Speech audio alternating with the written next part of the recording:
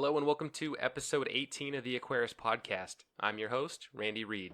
So I wanted to follow up on my earlier announcement that I would be providing my experience with the Aquascapes tank kit. For starters, let's review how I have this tank set up. After seeing some great tanks online, utilizing the wall stat method without filtration, and having great success, I decided to go the same route. To give credit where it is certainly due, most of the inspiration and direction came from Foo the Flower Horn. He has provided wonderful and detailed setup and progress videos on his wallstat tank. Almost all the plants in this tank are from Bentley Pasco, who, as you might recall, talked about plants for profit on this show. Some of those plants include Bacopa, Nymphoides, Pygmy Chainsword, Rotala, Ludwigia, Helanthinum, and a few others that I'm sure that I'm failing to include in this report. Every single plant, except for one stem variety, is thriving, and the one that isn't thriving may have just gone through a little leaf melt and might bounce back. I did move a few pieces of dwarf sag from an existing tank into here, and that is also doing very well. And just like Foo the Flower Horn, I've added snails and sparkling gouramis to this setup. I did diverge a bit and add cherry shrimp instead of ghost shrimp for my breeding for Karma tank, because why not? They're free and in good supply. The heater is an Aquarium Pro 50 watt, and for lighting, I'm using two of the Denali LEDs. I did manage to get a hold of the second one, and I wanted to make sure I had plenty of light, but I really think that one light would have sufficed for this setup. I will say it seemed a little odd that the lights didn't come with an on and off switch, but once I realized that like all my other planted tanks, I'd be using a timer, this became a non-issue. The included corner filter is currently being used in my 5-gallon egg/fry hatchery for my newly acquired Gary Lang rainbow fish eggs. I think as Aquarius, we tend to be innovative and find other uses for various pieces of equipment, and this included filter is no exception. So overall, I am very pleased with this tank. Well, you might be saying, that's easy to say, given that you got it for free. Well, let's say I did pay the going price online of $149 for this tank. What is a close comparable that I can find to this rimless tank? The ADA Cube Garden 45P has similar dimensions and also comes in at 10 gallons and has an online price of $109. However, the 45P is tank only. No light, no filter, no lid. I would easily put the value of those accessories at an extra $40. So that's my take on the Aquascapes tank. It is a great tank with an awesome footprint at a retail price that provides real value. I would also highly encourage you all out there to take a shot at the wallstat method as well. I thought the idea of dirt in a tank was madness, but this experience is turning me into a convert. So now, on to the interview. Today's date is Monday, June 11th, 2018. My guest today is Joel Christiansen. Joel is an experienced fresh and saltwater aquarist with a love for big planted tanks and tiny inhabitants. Joel has a popular YouTube channel with over 14,000 subscribers under the channel name Corvus Oscen. In addition to his own original content, Joel is also a co-host on the weekly live stream Real Fish Talk. What's very interesting about Joel is that he seems to be able to do just about any project that one could think of in our hobby. From being one of the first people back in the day to explain a freshwater sump, to building a live recording studio with an amazing live edge wood table. I feel confident that I can call Joel the Bob Vila of Aquarius. So Joel, welcome to the Aquarius podcast. Hey, thanks for having me. Yeah, thank you for making time, and we had an opportunity to kind of catch up a little bit, and hopefully you got to know me, and I'm not a complete stranger talking on the other end of a tin can to you. Yeah, not yet. Not yet. And this is the first time ever in Aquarius podcast history that we actually have video up as well. Unfortunately, listeners, you don't get to see us, but we get to see each other. So Joel's like, it's like tool time where I'm the neighbor Wilson, and you can like only see my eyes over my pop filter in the Skype window. So that's pretty good. You gotta get a nicer mic one of these days, so you don't need a pop filter. Yeah, I don't even know. Man, I can maybe move it. I don't know. Let's give it a go for this. Or did I just scare you with the full face reveal? Oh no! Either way, that's whatever way is better for the audio is good. All right, so audience, let's go ahead and try. We are sans pop filter on this recording. Let me know via email or Facebook or Instagram if it sounded terrible and you heard all the S's and it sounded like Sid the Sloth was in here, making all of his S sounds. So hopefully it's a good recording. All right, Joel, so enough about me and my ramblings. So let's start with your origin story. So how did you get involved in tropical fish keeping? Well, I was a real young kid, of course, as most people have the childhood fish keeping stories. I'm coming up on 40 years old. So back then it was sort of the dark ages of We got to throw a bunch of fish in there to cycle the tank, when I was a kid. And I had goldfishes, I had turtles, I had quite a few things growing up as a kid, which, of course, I think most 8, 9, 10-year-olds love goldfish and stuff like that. So it was a pretty easy pet for my parents to just go, hey, here's a thing that he can have. And, we had dogs and cats and all that other kind of stuff too. But the only thing I ever had in my room was, I had a goldfish bowl. And I almost always, the thinking back on it, and especially talking with my mother and whatnot, those goldfish did not fare well, a 1.5 gallon bowl with no filtration and probably pink gravel and that kind of stuff does not bode well for actually taking care of a goldfish. So it's not that out of this world. It's always strange when I hear a story from somebody like, I had a goldfish in this little tiny bowl for 20 years, and I'm astounded because it makes no sense to me how they could survive. My wife's parents back in Northern California, they have that goldfish in a bowl, and I think that thing is like 5 or 6 years old now. It blows my mind. And either they go from like not ever changing the water for months on end to when they do it, it's like they bleach all the little glass pebbles at the bottom, so any bacteria that was in there is now dead, and yet this thing continues to live. It's baffling.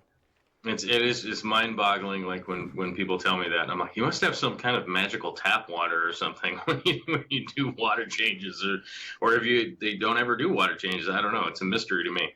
I've never been able to pinpoint like one type of food or what it is that people are doing to keep them alive. Cheerios. But when I was a kid, one of the things that happened is they would die, and I would rename them the same name, but here's Junior.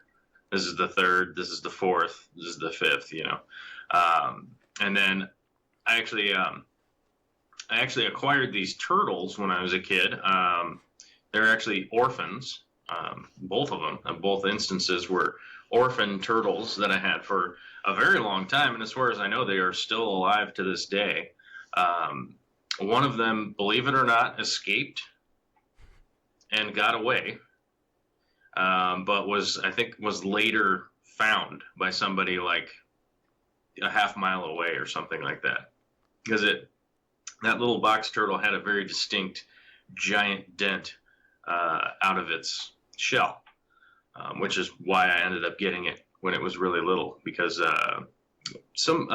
another family had it, and the kid had dropped it, and it was injured, so I ended up getting it to nurse it back. But as far as I know, they're still alive. TJ the turtle is the other bigger one, which I can never remember what the varietal is. I'm always terrible at remembering varietals of things, by the way. I always sound like an idiot when I'm like, that's the bigger one. But that fish is still alive it's in a school classroom still. So it actually has a full display and everything somewhere up north. Oh, that's in awesome. In Bothell. Oh, wow. So that turtle's like 30 years old now or something crazy. Yeah, I'm close to Bothell. Maybe I should go pay him a visit and drop him a little turtle treat or something. Like, good job, buddy. Mm-hmm. So then, how does your experience in the hobby progress beyond that, and how do you get to a point then where you're making you're sharing your knowledge with other people? So through my in my teens and my 20s and stuff like that, I actually had a really good buddy who ran a fish store up by Northgate Mall, which I could never remember the name of it, but it was the coolest fish store around. It's long since been closed. It's where the Target is now. So that land got bought, developed, and turned into a whole nother thing. So, and the owner retired when that happened, because, if you've owned a fish store for 30 years and you get paid by developers, it's kind of like, well, you might as well take your check take that and run. go home. But through those years, I spent a lot of time, hanging around the shop with my buddy and just kind of messing around with those projects, because it was like, hey, here's a open door to just go, deal with whatever they have, right? So they got thousands and thousands of fish that I'd never be able to afford, being a young chef who's not making a lot of money. it was just kind of fun to go do that with my buddy, and we did a lot of that stuff. And I kept at the time I kept chameleons for whatever reason, and then through the 20s you kind of get American male, where you're like, I gotta hit the road and experience the world and stuff, and you may or may not have much care for your home, which is sort of my life story. Is like, we're gonna hit a road trip for 4 weeks. Where are we going? South. Okay, figure it out. So did a lot of stuff like that, and that didn't lend itself very well to keeping aquariums and stuff like that. If you don't have a building to keep them in, it doesn't work very well. But probably around the time I was like 28, 29, which is about 10 years ago now, a friend of mine had found Takahashi Amano, right? And he was like, there's all these crazy people that are keeping plants in aquariums. And I was like, I got to check this out. Because, I was thinking back at the time that every once in a while, back in the day, you'd see like somebody might have some living plant, probably like floating in an aquarium, like some lobelia or something like that, just floating around. But not big displays in America. That was all happening over in Europe and Japan. And of course, the internet was non-functional back then, so you never really got a chance to see any of that kind of stuff. So if you think back about 10 years ago, that's sort of like when Facebook got started. That's when YouTube got started, stuff like that. So the internet was really starting to function. The bulletin boards and stuff like that or not bulletin boards. I always go back to the 80s and 90s where I'm like, bulletin boards, right? Dial up. But forums were actually very popular back then, which people could post pictures and descriptions of what they're doing, and then it was always kind of like a back and forth Q&A type discussion. Around 2010, because of my involvement with like forums and stuff, I basically had, those kind of accounts that were like, hey man, like we gotta see what you're working on, kind of thing. And I was like, well, kind of a private guy, mainly because, back then I used to drink and do drugs and stuff. My place was trashed. It was disgusting. So that was probably the main reason why I liked to do, really close-up photography of the stuff I was working on, because you don't have to see the stuff around it. But eventually they kind of like wore me down around like 2012. And that, I think that was like kind of when my first YouTube video goes up. So if you, oftentimes nowadays people will go back and watch that original video and they're like, really? Because it was shot on like the worst iPod. It was shot on an iPod. It wasn't even shot on a camcorder or a camera or anything like that. It was shot on the most basic iPod. I didn't even talk in the video. I just kind of walked around my trashed apartment and showed off all the fish tanks, which is really the only cool thing that I owned was, a really nice computer and a whole bunch of fish tanks. Let's talk. What did you have in your collection at that time? Just a lot of chaos. I was often, so at one point in time, I probably had like 20 of the Fluval Ebby nano tanks. I had those set up all over the place, all scaped and stuff like that. Then I would go and I would buy 10-gallon aquariums for really cheap. And then I would stack them up and I would do experiments in them. So, like I would set 6 of them up all under the same lighting with the same filter, but I would run different substrate in every single one of them.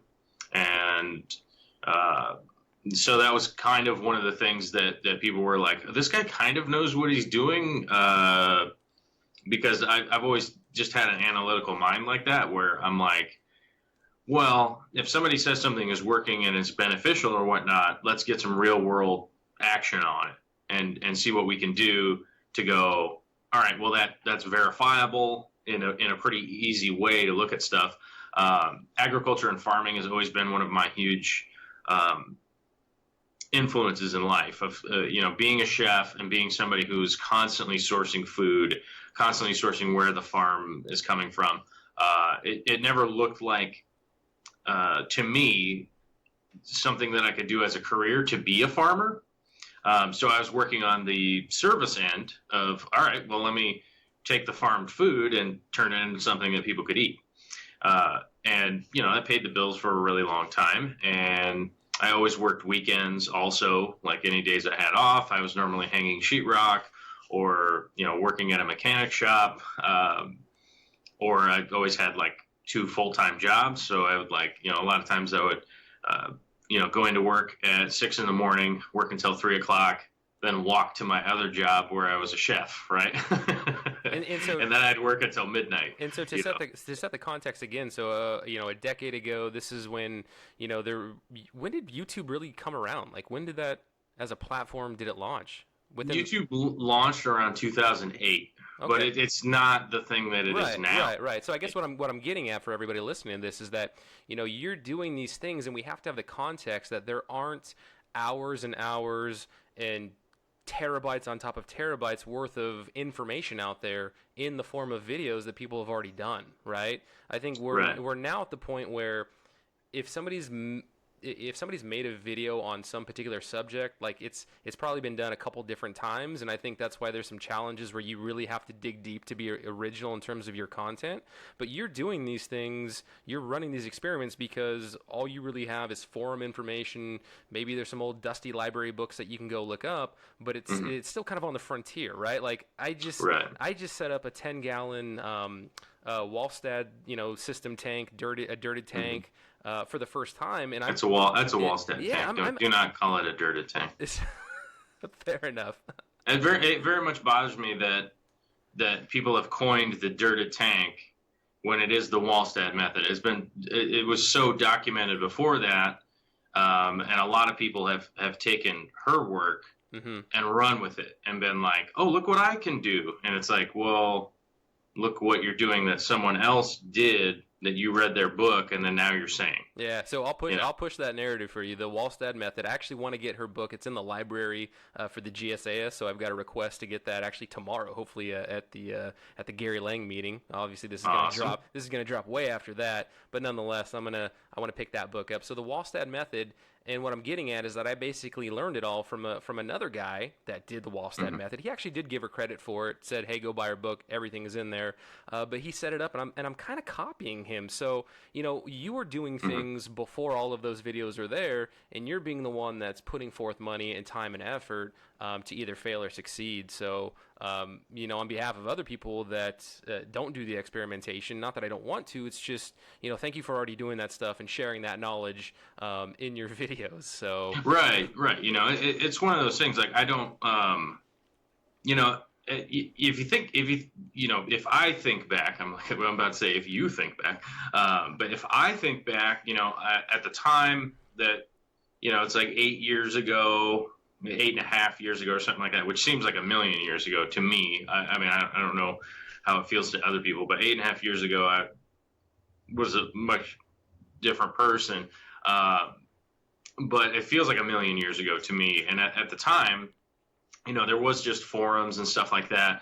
If you went onto YouTube and somebody had 5,000 subscribers or something, that would be equal to somebody having 5 million now. You'd be like, oh, wow, that's crazy. And, at the time also people weren't getting paid, for YouTube. Like there was no monetization there. There was zero of that there. So that was also one of the things too, is that most of the people that were doing it was kind of like, I don't really know why. Are you selling me a shirt or what's the end game here? And honestly, I was operating a lot of those experiments because there wasn't really anybody out there that was an expert that you could verify that like whatever they were doing was legitimate. Nowadays you could easily look up and go like, is, somebody I met recently, George Farmer. And if you go like, well, let me look up some of George Farmer's stuff. Right. And you'd be like, oh, well, that definitely stands the test of time. This guy's been doing it for 10 years. He has customer reviews, blah, blah, blah, blah, blah. There's a lot of verification that the things that he's doing is legit. Back then, it was always just kind of like, well, I heard a thing from a guy. Let me check this out. Let me see what's going on. And then, in America, now, see, I think, honestly, if you were in Japan, there were stores that you could go to. There were places that you could go to 10 years ago. Whereas in America, if you go to Petco, PetSmart, whatever big box store, you'd be like, well, I'm kind of interested in planted aquariums. It's kind of what I want to do. And most of the people would look at you like, I don't have no idea what you're talking about. So on that point, I wanted to say that one, we should all carry some type of like brochure pamphlet in our pockets. I'm very big on trying to grow this hobby, doing whatever little thing I can to encourage people to share the hobby with people that don't keep fish tanks. But a Takashi Amano miniature pamphlet, like we should all keep those in our back pockets. So as we're walking around or just meeting new random people, hey, look at this really, really cool tank. Wouldn't you like to have one of these in your front room? Yeah. Your viewers can't see it, but here's a perfect example of what you should carry with you. Oh, there you go. This is Stefan Hummel and Chris Lukup's newest aquarium guide. Oh, awesome. And it has, it's like full color, explains fish, where they're collecting the plants from, images of plants, blah, blah, blah, all that kind of stuff. Yeah. Because I'm trying to get a bunch of these so I can just start like leaving them at the bus terminal, or whatever, what I mean? Like I'm just going to leave this around and maybe some people will find them. There you go. I like it. Yeah. And I mean, I'm going grassroots punk rock style, throwing zines out on the ground, and then maybe somebody will pick it up and change their life. We just got to grow the hobby one person at a time. Right. I mean, we've got to, like, we're progressing, right? Like, we're progressing as a country in what we keep in our tanks. And, I'm not knocking the rainbow gravel with the clam that opens up with the air bubbles and the fake plants. Like, I think you have to progress, but it would be a shame if somebody got out of the hobby or if somebody never got into the hobby, knowing now how accessible and how relatively easier it is to have like a nature aquarium, right? I mean, there's just so many awesome possibilities with fish tanks that between now and 10 years ago, I mean, it's so vastly different in terms of the information and just what you can learn about growing yourself as an aquarist. Yeah, I typically refer to those as the SpongeBob SquarePants aquarium.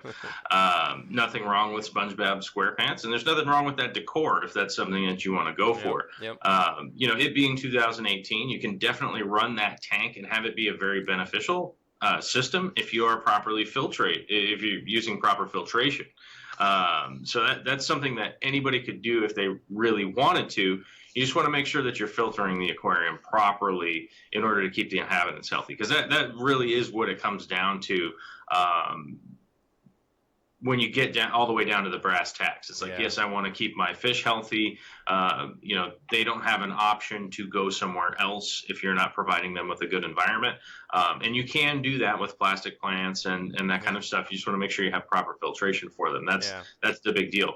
Yeah. Growing plants for me is the combination of the two, because not only are you bringing such a positive aesthetic to your aquarium, you're also bringing the ecosystem side of it, which is the thing that fascinates me to no end, is being able to maintain an ecosystem that is this small. It's just this tiny. And oftentimes people are like, well, you have such huge aquariums, like it's got to be like the easiest thing in the world. And well, not particularly. A 300-gallon system is basically, you operating on the head of a needle, basically, compared to the environment that they all come from.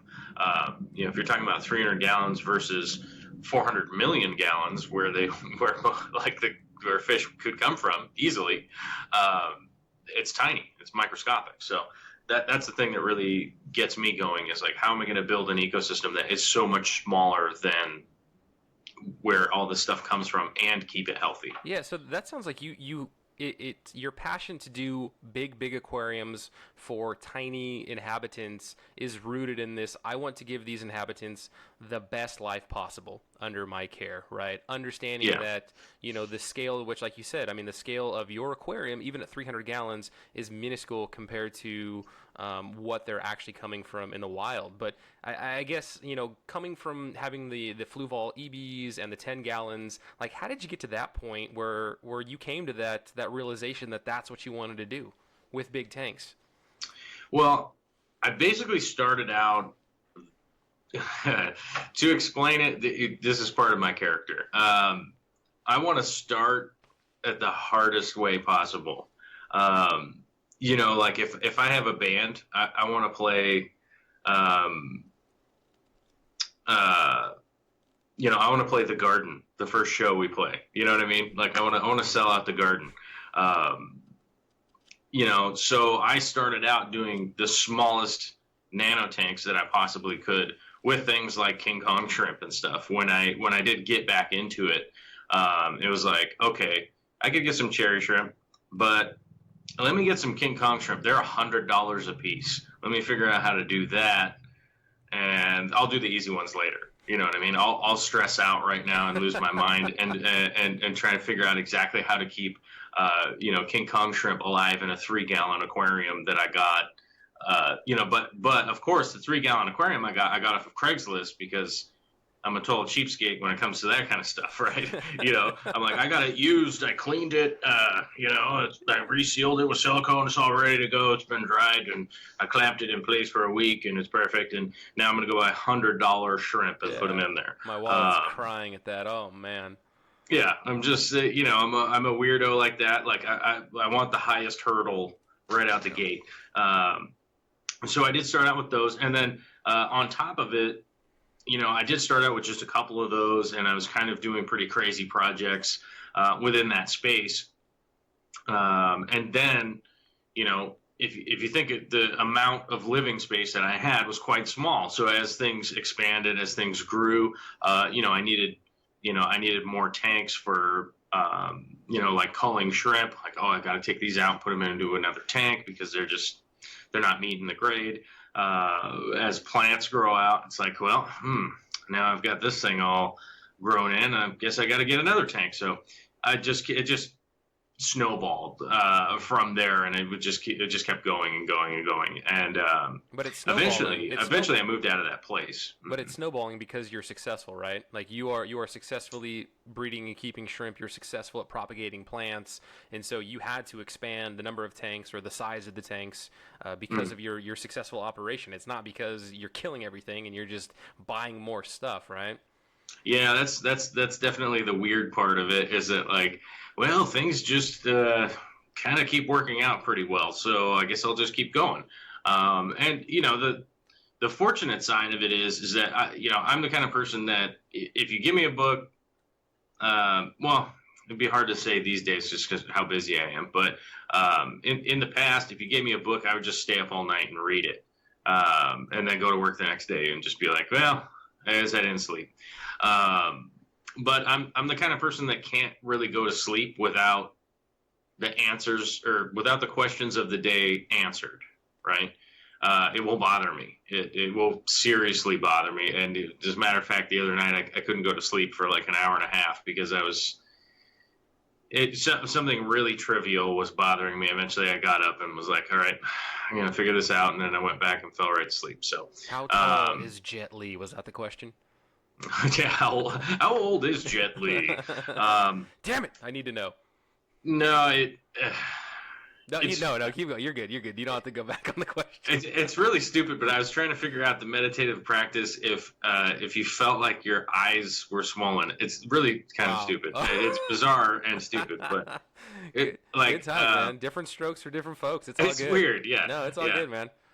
I'm the kind of person that's like, we'll have a day, right? We'll just, like, Vicky and I will go out, we'll have a great day, and we'll go walking through the park or something, and then we'll be like looking at some grass or something, and I'll be like, oh wow, this is actually a really nice type of grass. I really enjoy this, blah, blah, blah. This is really cool, but I don't know what kind it is. And I'll be like, oh, don't worry about it, not a big deal. But by the time we get all the way home and it's nighttime or whatever, she'll come find me. I'll be on my computer. I'll be researching what type of grass that is because it will bother me to no end, you know. And you know, she thinks I'm crazy in a good way, and it's fine. But you know, she harasses me a little bit because she's like, "You just never stop working. Like, go do something else." And you know, I started watching Jerry Seinfeld's Comedians with Coffee in Cars, or Comedians in Cars Getting Coffee, the other day, and she's like, "Well, now you've got it playing on your phone all the time." Because I'm like, "Yeah, I need to have heard all the episodes." so it's like, as I'm going around working, I'm listening to Jerry Seinfeld's, you know, Jerry Seinfeld's show. I'm like, "Yeah, I need to have heard them all," and they have them on YouTube. So I'm just, they might illegally be up there, but I don't know. Whatever. I'm gonna have listened to all of them. But that's just the kind of person you know, 99% of the time I'm that way. Sometimes there's things I just don't care about, but yeah, I couldn't tell you what they are. It's all good. I mean, you know, it's different strokes for different folks. I think, you know, what makes us all different as human beings kind of manifests itself in how we keep our aquariums. So, you know, I think how we keep fish in fish tanks is maybe it's a little bit of a reflection of who we are, but at the same time, like, you are also, I didn't even drop the fact that you're an artist, right? Like Dark Star, correct? Dark Star Arts? We'll make sure that there's a link in that to the show notes as well on top of your YouTube channel and all that good stuff. But you come up with some like awesome artwork. So, you know, our personalities, like, we don't think on the same wavelength, and it's not a bad thing at all. It's just we're different people. Like my brain is wired in a different way. Yours is wired in a different way. If we were all wired like me, we wouldn't have art because I'm terrible at like my creativity in an art capacity is garbage. So, hey man, it's all good. You do you. And we'll all do each other in our own respective ways. That came out really funny, but yeah, it gets a little weird. All right, but yeah, you know what I mean. I do a lot of fine art, painting and music and stuff like that. You know, I definitely got out of music because it's to be brutally honest, it's not really like a culture that I want to be around. So I kind of got out of that. There's some stuff that I still kind of just fiddle around with, you know, just making simple melodies and stuff like that. But a lot of the fine art that I do is a pretty big outlet, and it's a great way to practice concentration. You know, for me, it's you know, I could spend my time in my meditative practice, or I could spend my time painting, which is very similar affect to me. So I do quite a bit of painting and stuff like that. And it's all nowadays I pretty much am just doing commission stuff because I'm just pretty busy. You know, I'm honestly just like really busy. And if I just sit down and kind of goof off, paint for fun, it you know, and it also doesn't feel that great to me if I'm just like kind of messing around. You know, do you feel like the two for you, like your artwork and then your aquariums, do you ever draw inspiration from your aquariums in your artwork, aside from just like, because in the background I see you've got was that a Neo or a Caradina in the background on one of your pieces? Yeah. So aside from it's a crystal shrimp back there. Yeah. So like aside from like the crystal shrimp, where it's just like kind of the crystal shrimp, and I don't know the artistic term for it, where it's just kind of floating in the center of the picture and it looks, or the frame looks really awesome. But do you ever draw any additional inspiration from your tanks and your setups when you create artwork? Yeah, I do, and I actually kind of detailed that in one of my live shows a little recently, maybe just a couple weeks ago, because I actually went out on we went out on a little camping trip, and I did a lot of photography while I was out there. So I brought some of the photography elements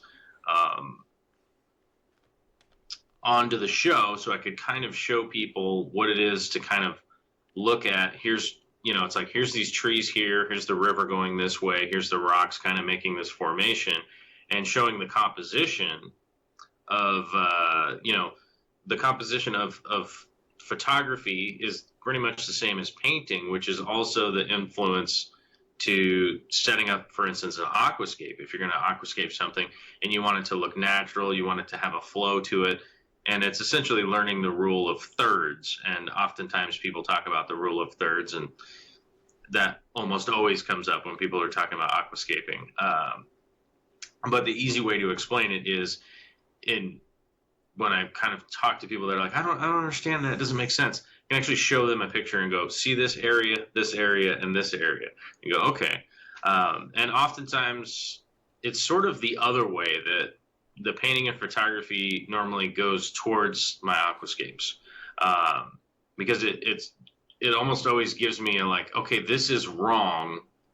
And then I go, wait a minute, there's something weird about that 150 that's a parallel to what I just worked on just now, whether it be like a picture or a painting or, you know, graphic design, whatever I'm working on. And it's like, oh yeah, that's why that corner of the aquarium looks super weird, because this needs to shift and I need to move a rock or whatever. So it doesn't necessarily come from the fish room into my art studio. It normally goes the other direction. It goes from the paintings into there, and then I go, oh yeah, okay, this needs to move. We're gonna bring some sand in here, maybe put some little rocks and bring some other plants in and stuff like that. So no, that's cool. And I guess for somebody that I realize and I accept this, that I love the way the nature aquariums work. But at the same time, like, I just don't have, again, my brain's not wired, I guess, to create that, unless I was to try to verbatim create what I see exactly in like a, you know, an aquarium book or video that's telling me exactly which plants and which rock and which way to position it. But, right. I mean, how much trial and error have you gone throughout your Aquarius career to kind of get to the point where you are now? And I'm sure, you know, not to give you any, like, you know, false sense of, you know, you can't improve from here, because I'm sure we can all improve from wherever we are in our walks in life. But I mean, well, yeah, I mean, I just got back from Interzoo, and if nobody knows what Interzoo is, it's one of the biggest conventions.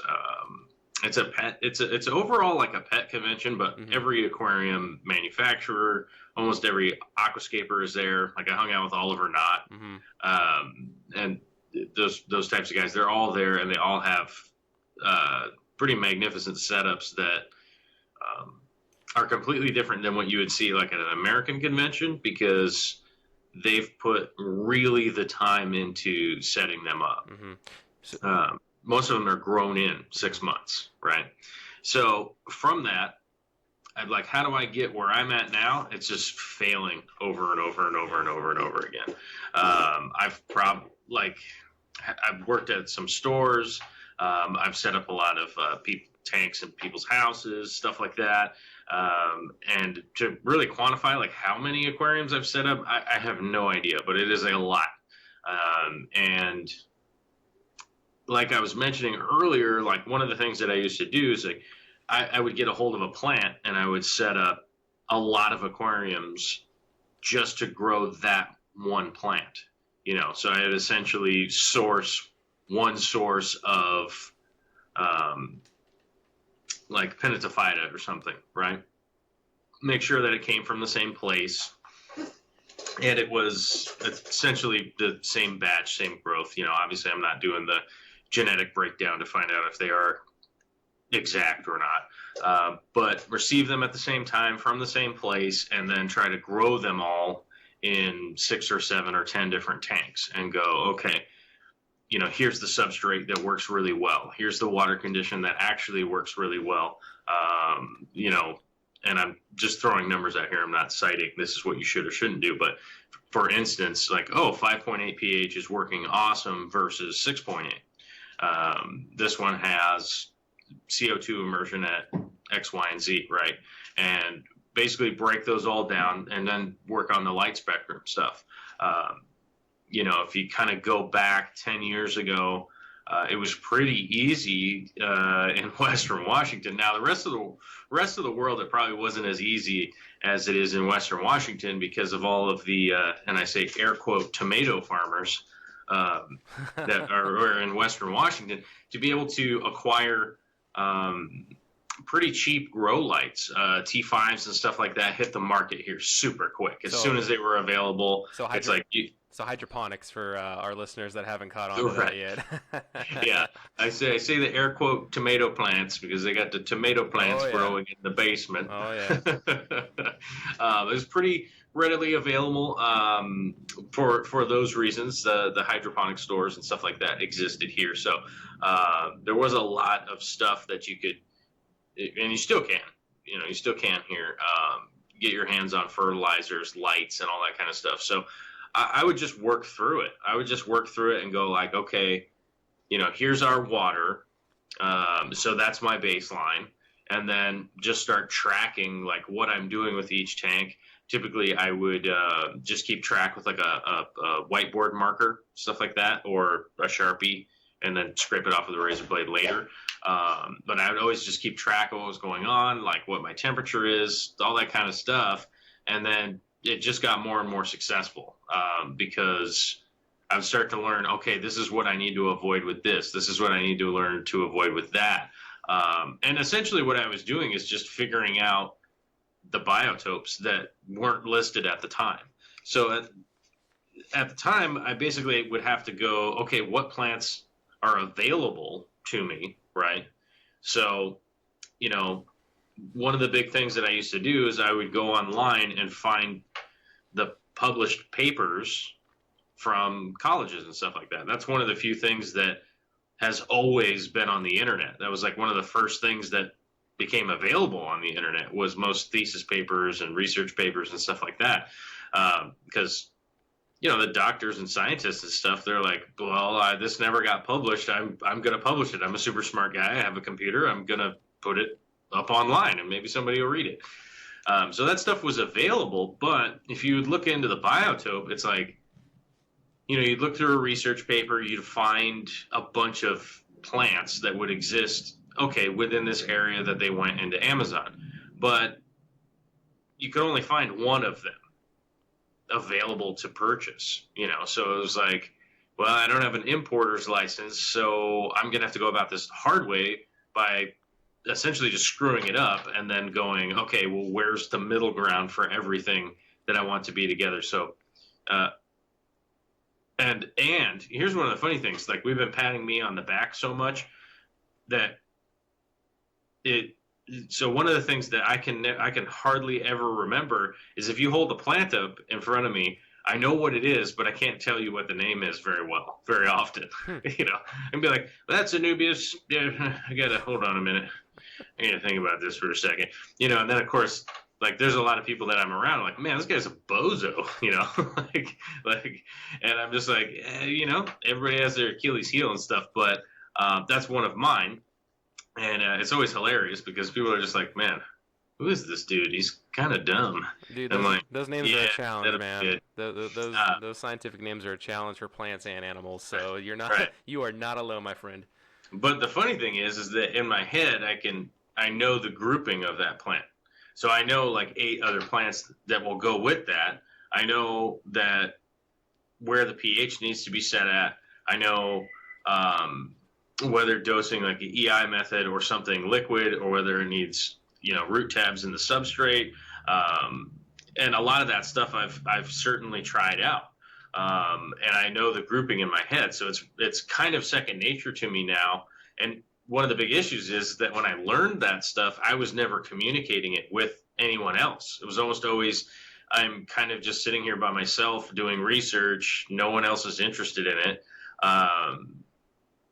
Though one of the parallels at the time, my spouse, partner, whatever you want to call her at the time, was a geologist. So we had a parallel as far as like substrates and soils and rocks and stuff like that. But when it came down to doing plants, it's like no one else was into having any kind of dialogue, which was awesome for me in a way. But when it came to going like, oh, wait a minute, I can go on the internet, I can find 300 people like me that want to have a conversation today about what's going on with their Anubias, right? And so that was my big draw to start, opening up and going like, well, I don't think it's necessarily a great idea to just be kind of hidden in a cave somewhere working on my projects and never getting them out to anybody. Yeah. And it turns out that like YouTube, the internet, and all that kind of stuff was sort of the big way to start doing that. The early websites and things that I had were like, they were like they would have like live chat with forums, which honestly at the time I was way behind the curve. At the time I really should have invested my time in doing YouTube and stuff like that. But at the time it was like, well, forums were the best thing. So everyone was always just kind of battling to do forums. And there weren't that many people that were like making videos or instructional videos. There just, back then there really wasn't.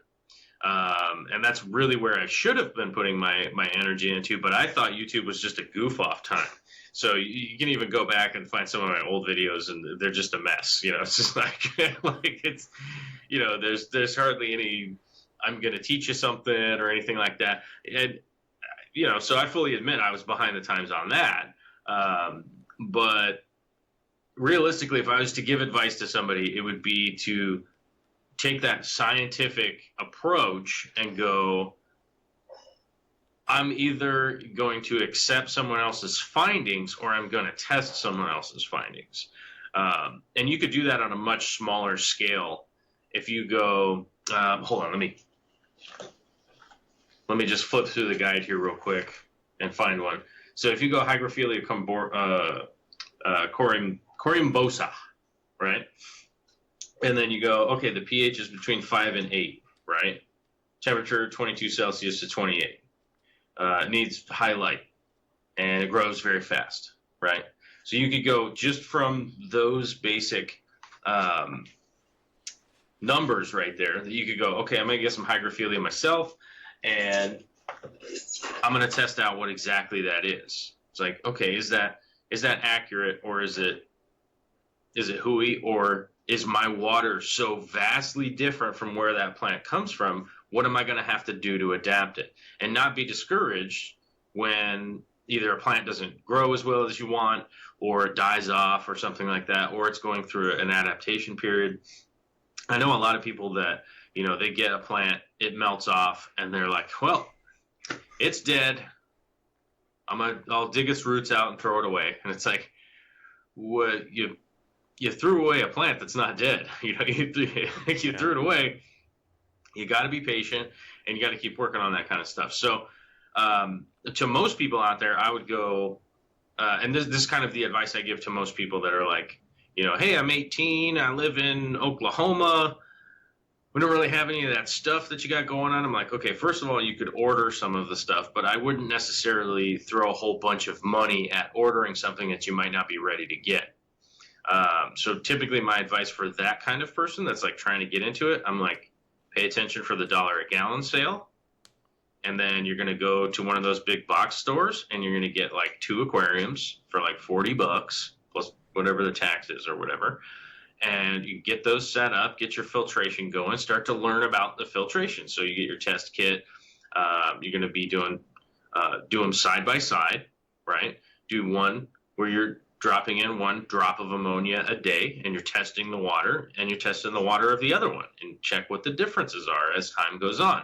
Then that's how you're going to start to learn the cycle, right? And more often than not, people are like, wow, this is just like a whole bunch of work. And I go, it's a whole bunch of work to us because you never learned it when you were a kid. If I asked you to recite the ABCs, you just go A, B, C, D, E, F, G, H, I, J, K, L, M, N, O, P, right? Because it's a song when you learned when you were a kid. Oftentimes, this stuff is taught in other cultures when children are really young. You know, they're introduced to these ideas. If you go to Japan, you know, koi breeding and stuff like that is just a part of the culture.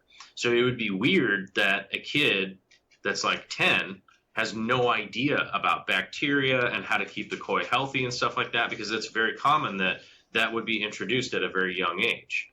Whereas in America, it's a little bit different. That stuff starts to get introduced when you're like, you know, 10, 11, 12, 13, and it's kind of the first thing you've heard about it. You know, it's like, let's talk about mitochondria, you know, and so that's the recommendation I would normally give to people, is like kind of take that sort of childish step that I took, and you go, it's just going to take some time to start to really learn and this become natural to you. And nowadays, like, people look at what I'm doing and they're like, well, there's no way I could ever do what that guy's doing because you look at him, he's just doing it. Like he's got a green thumb, like he just puts stuff in there and it just grows. And no one ever gets to see really the defeat and the failures and all that kind of stuff because it's very difficult to promote, hey, look at me, I screwed something up. Although I do try to do more of that now if I do have a failure. Like one recently was like my CO2 tank. I didn't seat the seal properly, and so I just lost 20 pounds of CO2 in like 2 days because the seal expanded and contracted as it got cold because the CO2 was leaking out of it, and it just exacerbates the problem, and it just keeps leaking and leaking. And of course, I wasn't out in my fish room, so it's like, yeah, there's an empty tank. So, do we need a like an Instagram account for failures of fish keeping, just as kind of a grounding point for us aquarists, that when we do have some setbacks in the hobby, that we need to keep going, right? And you not that we want to see dead pictures of fish or anything, because people do post that up there so others can learn. But like, hey, I just had an explosion of hairy algae. I'm going to post up a picture, right? Because it's the whole thing with social media where we only project the positive of life and we don't ever show the downs of life, right? And so maybe for fish keepers, right, somebody out there needs to create that Instagram account. Well, I'll follow it, so every time somebody has a bad thing happen to them, they can post it, share with other people, let them know that this kind of crap happens. Hair algae, it happens. Don't well, be discouraged. I've been seeing more and more of it actually hitting social media and stuff like that. And I think realistically that boils down to it's part of the clickbait culture that we have. But honestly, I kind of see it as sort of a positive of the clickbait culture that we have. It's like, well, at least people are being exposed more to the failures now instead of just the Super Bowl, right? Yep.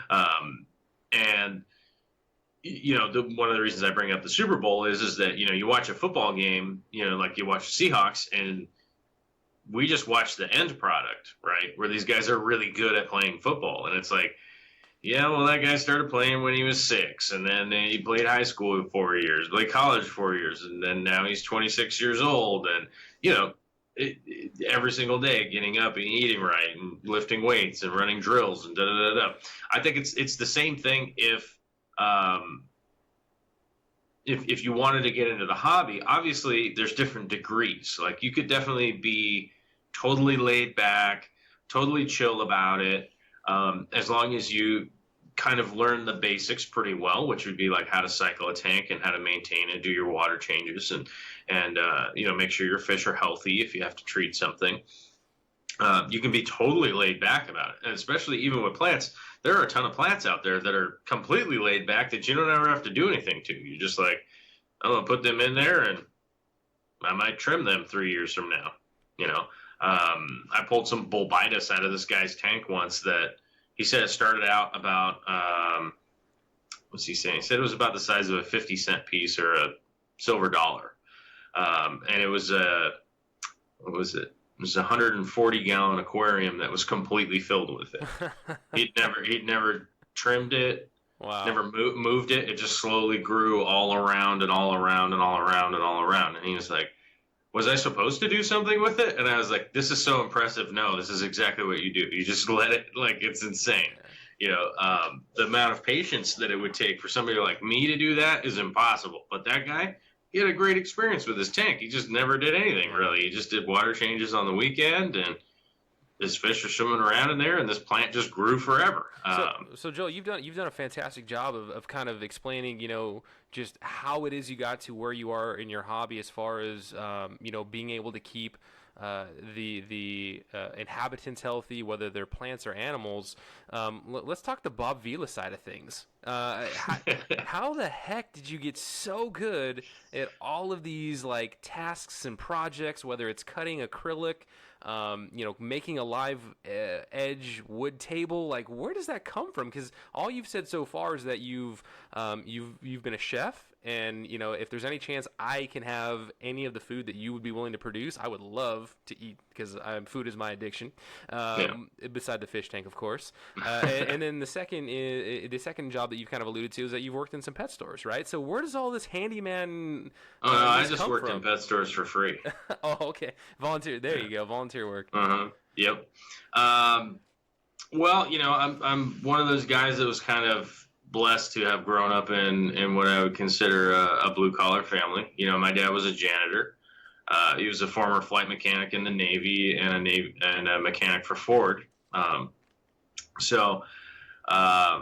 And my mom was a ER charge nurse forever. So, I was pretty blessed to grow up in a family, regardless of some of, the shortcomings of certain things. I guess, what's the best way to explain it? So some of the shortcomings of my father are kind of irrelevant to most people in the fact that he did bring a lot to the table. So he's a very adept guy, and he knows how to do a lot. And he basically taught me a lot. And my mother is also very adept. She currently has a different husband, but they remodel and flip houses while she still works at the hospital. And he also has a job, remodeling houses. He's a VP of a big remodeling company. So it's one of those things. Like I'm pretty blessed to have two parents that were not only really talented, but intelligent and very motivated too. So I didn't have a childhood where I was not busy. And I was one of those kids that, my mom tells a story that I was 1.5 years old. We moved into a brand new house, and my mom didn't know where I was at. She came to find me, and I had broken the bathtub. And by that, I don't mean I broke one of the fixtures. I mean, I broke the porcelain of the bathtub, a brand new bathtub. I had climbed up on top of the toilet to get into the sink so that I could wash my hands, and I kicked the top of the toilet off into the bathtub and broke the bathtub. And by the way, this is a 2-week-old house. Wow. Brand new house. My mom was trying to figure out where I was once when I was 3. Turns out I was in the backyard. I had started a campfire and was out there playing trucks. And my mom freaked out. How did you have a fire out here? I was 3. And my response was, well, I was cold and I wanted to keep playing. So they knew from a very young age that it was like, we have got to keep this guy occupied or it's just chaos. Funnel that energy into something. Yeah. So, as I was growing up, my parents did everything they could to occupy my time. So it was like, he's got an hour on Tuesday and Thursday. We've got to put him in Latin class or something, Okay, he's got soccer. He's going to do this. Okay, wait, there's nothing on Sunday. So he's doing rock climbing. Okay, we're going to do this. There's nothing going on Wednesday night. Okay, send him out. He's got to go water skiing. You know what I mean? So I was always occupied. I always had something to do. I was always experiencing whatever I could. And that's just the way I've always been. I've always just been that kind of way where it's like, if I work 5 days a week, that means I got 2 days I could work and do something else. And I have toned that down a little bit as now that I work for myself, into just kind of segmenting my day into, okay, I've got 3 hours for this. I've got 2 hours for this. I've got 2 hours for that. I go over here, then I do this, then I do that, But when I was much younger, and essentially being somebody who's never had a ton of money, I've always been somebody who decided to work in a physical aptitude. So, when I was a young guy, it's really easy to become a drywall hack, which means, you're the low man on the totem pole, which means you get all of the most difficult jobs to do because the guys that have been doing it for 30 years, they don't want to do that. So, you got to go up 20 feet on a ladder and skim coat a 30-degree wall that has peeled from some lady, out in the middle of wherever, and do all that kind of stuff. I spend my weekends working at a mechanic shop. It was like family owned. And I'd work construction all the time whenever you could, because there almost always is a construction job that if you're ready and willing, have some tools and going to show up, clear-eyed and ready to go, somebody will pay you. Somebody will pay you to do something in construction. You can always find that work. Same thing with restaurants. If you show up on time and you're ready to work, people will put you to work. So, and I've always just kind of tackled everything that I've done that way. And, I did go to college for stuff, but I found it much more rewarding to actually go learn stuff on the job, on the fly, and figure it out. I was a street sweeper for a long time because you work the overnights when you do that. So you work 6 p.m. to 6 a.m., which leaves time to do stuff during the day. Learned a lot doing that. Ended up becoming the fleet mechanic, and I thought that would be the way out for me to no longer be a chef anymore. At that time, I think it was like 24 or something like that. But I worked my way up to be the whole fleet mechanic and operator out on the highways and all that kind of stuff. But and for me, as I mentioned before we started the show, I've been sober for like 4.5 years now. And that kind of stuff has always been the downfall, because I was a much younger guy, and I always tried to find the easier way out to deal with my own situation, which is like, why do I have ants in my pants? It's because, I didn't work out today, right? So for me, that's just kind of how my life has turned into. I got to figure out how to have 10 jobs and still be a sane person and have all of these interests and things that I want to do. But that's how I got to where I was at. You mentioned that I'm the Bob Vila. I know how to build stuff. It's because when I started working construction, you start working demolition, right? So you take it apart. Well, while you take it apart, you start to learn how they put it together. Because if you kind of pay attention while you hit it with a sledgehammer, you can go, okay, that joint's there, that joint's there, that joint's there. Why did they do that? Okay, they framed that. That's where the load is bearing. Okay. And meanwhile, keep working because you don't want to lose your gig while you get to tear apart an old house because it's pretty fun.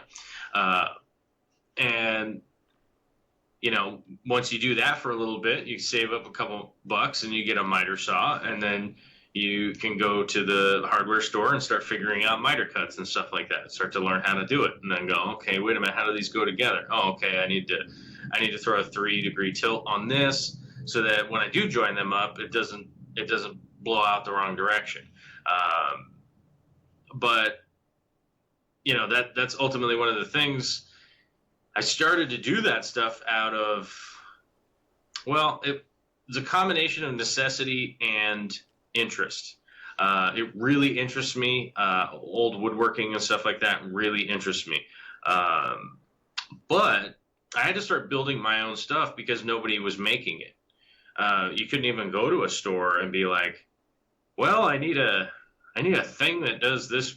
I need a stand that holds 14 tanks on it. And they're like, we have this particle board one over here, and you're like, I don't even know why I asked this question. It has doors. Yeah, it has doors on it. Like with the question mark at the end. So I basically just started building stuff out of not only interest but also necessity. Is that like they don't even make this, so if I don't make it, it'll never get made. What's like the most nerve-wracking project you've undertaken in the tropical fish space, or what is something that you haven't, like you're like, what, I'm not even gonna touch that with a 10-foot pole? I realistically don't have an answer for that right now. I have to think about it for a second. Ooh, you know what? I wouldn't do a giant reef tank. I recently was watching a documentary on what's his name, Bill Wan, built it. He built his house. Hold on, let me make sure I'm saying the right name here. Hold on, let me look it up. Look it up. Is typing. It's Bill Wan with 2 N's, so you can actually look it up. He built his whole house around his reef. He's a super rich, like eccentric, kind of very strange guy. Like he built the machine that built his skimmer because his skimmer was so big they didn't make one. So he made the machine that would make his skimmer, right? It's a 20,000 gallon reef that the house is built around. Wow. So they essentially built the reef first and then did everything around it to build this giant mansion. He's a super rich guy, so it's not really in the scope that I ever do, but I would never do a reef this big because this is something that requires every and I can't say every minute of your attention, but it is something that requires 24-hour care, but all of the time. So, but for a standard or even an advanced aquarist, that's not like a multi-millionaire though. But you feel like you've pretty much conquered, any project that you've said, hey, I want to make that. You've pretty much tackled it then, yeah. To a degree. I certainly do not feel like I'm done. As I mentioned earlier, I got back from Interzoo and realized like, oh man, I got to get to work. But that's a good thing. That's a good thing because ultimately the sky's the limit. But having said I would never do a 20,000 gallon reef, I'm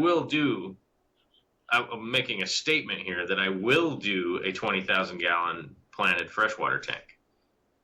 Like, I will do that at some point in time. It's not tomorrow. I mean, if I had it out back right now, I'd be like, hey, drive down here and come look at it. What are those dimensions? Can you give me, like, what would be a $20,000 or 20,000 gallon dimension? 20,000 gallon is 8.5 feet tall, 7.5 feet wide, and 20...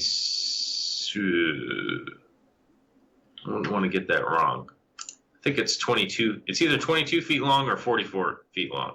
I'm not sure. So it's basically one of those tanks where like you have to convert half of your basement space to an actual. You think how big a 20,000 gallon aquarium is a full size shipping container. So if you see a semi driving down the road, it's 40 foot. That's what it is. 40 foot long. That will hold to the brim 26,000 gallons, but you'd call it a 20,000 because you're not going to fill it right up to the top like a weirdo. But that would give you a gauge of the size of that aquarium. The long-term plan someday is to do something in the realm of a 200 to 300,000 gallon pond that has some way to interact with it. I haven't quite figured out exactly how that interaction would go or what it would look like, but that's the long-term goal. And a while back I was down looking at a 170,000 gallon pond, and I was like, you know what? I thought it was 150,000 gallons was the number, but having looked at that pond, I was like, it's gonna have to be bigger than that. Okay, fine. So you've got big plans, man. And if ever there was a reason for somebody to want to subscribe to a YouTube channel, I mean, Joel, I think you've laid out because I would have to imagine that you're going to catalog this adventure for people, right, for posterity's sake. And that, right. I mean, that's going to be something that's just going to be wild to see. Yeah, I think I do my best to document it. I'm certainly not the best out there. So obviously my video making skills and videography and camera work and all that stuff has a long way to go. And that's something that I'm working on every single day to try and get better and better at. And for me, one of the reasons I love doing YouTube is that I'm able to like go and look back and go, all right, I can see the progress. I can see the progress from something that's non-tangible like video, is that it sort of just exists in the ethos, you know what I mean? It's sort of just floating around. Like once it's digital, it has no home. It's not, you never harvest it for food or anything like that. So it is one of the really cool things I feel is that to be able to look at it and go back and look at the progress and just go like, okay, wow, all right, we're headed in the right direction. And, one of the cool ways to look at that was, is that like there are analytics in YouTube where it's like you can look at how many comments, like how many unique people you are reaching and stuff like that. And it goes up every month, which means, okay, we've got new people getting excited about learning about things that I think are important. I think that learning about the environment, learning about ecology, learning about ecosystems, learning about the things that surround us. I don't think we get necessarily enough of that in America. There might be a country out there that does. I don't know. I don't have the answer for that. I do live in America, so I do have to stay in my perspective and just kind of go like, I'm really reaching people, and that is good. At least people are have questions, they're asking questions, they're starting to communicate with each other about it. My whole goal, and one of the reasons I work with Corey from Aquarium Co-op, is our goal is to build the community as big as we can, to whatever the degree is. One of the things I've started introducing is the gardening vlog. Vicky and I are pretty avid gardeners.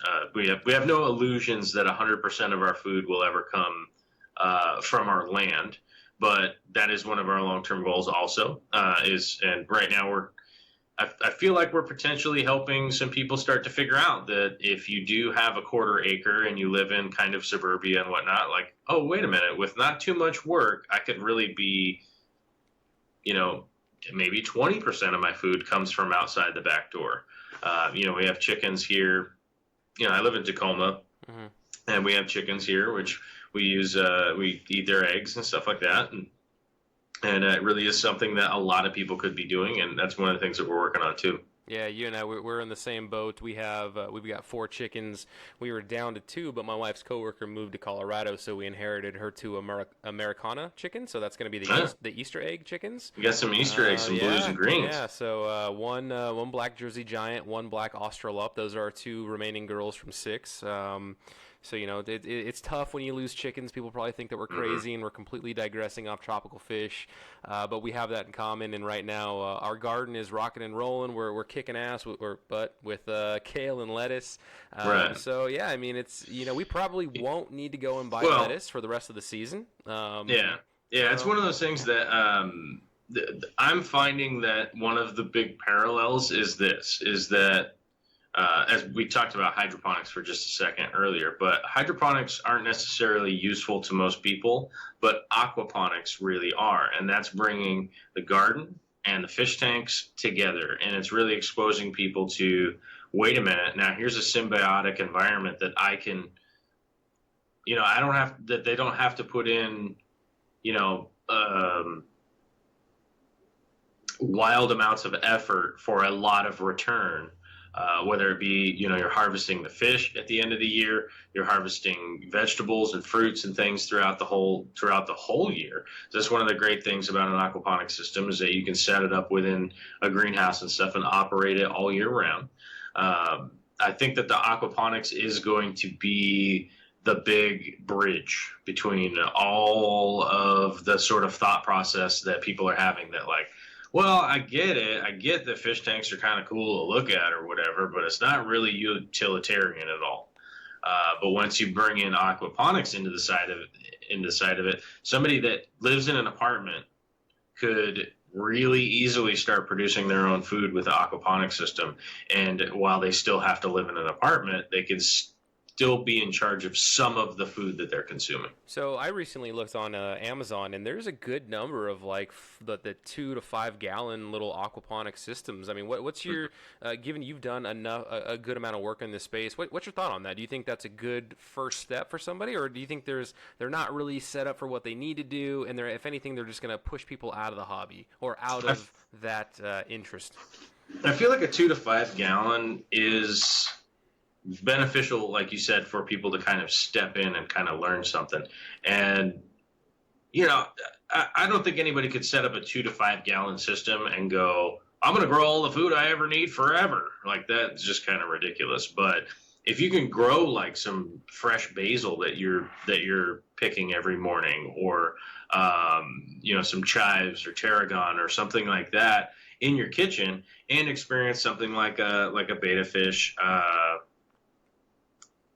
on top of that, of the care and taking care of it, and learning that plants are cleaning the water for the fish. You feed the fish is actually feeding the plants, and it's a cycle like that going very well. So I don't necessarily think that those systems have any other use other than that as a teaching thing. But they're not like they're not like the chia pet though of the aquaculture world, right? Like they're not just total throw it away garbage. Like it's actually like legitimately, understanding that it's going to be for like one or two herbs, know its role in the grand scheme of things. But yeah, it is a good first foray, if you will, for somebody to, dip their toe, for lack of a better phrase, into aquaponics. Right. It would be a lot to ask anybody to walk in and go, hey, you need a double 500-gallon tank set up down here. We got to get engineers out here to check your deck to make sure that it's going to work properly. Blah blah blah blah. All that kind of. It's way too much. Yeah. It's way too much for anybody to just dive right in and spend $10,000 too. And especially if you talk to somebody like, oh, you're going to spend $10,000. What are you going to get out of it? And they're like, lettuce.